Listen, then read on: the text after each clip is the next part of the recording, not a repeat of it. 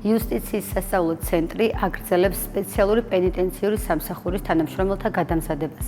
სწორედ ამ მიზნით სააკაძის სასწავლო ბაზა 2 დღის განმავლობაში მასპინძლობდა ვერბალური დეესკალაციის ტრენინგს, რომელიც მიზნად ისახავს პენიტენციური სამსახურის თანამშრომელთა მხრიდან პატიმრების მიმართ ჰოლისტურ და ინკლუზიურ მიდგომას. აღნიშნული მოდული პირველად ჩატარდა და იგი იუსტიციის სასწავლო ცენტრს გადმოსცა ევროპის საბჭომ.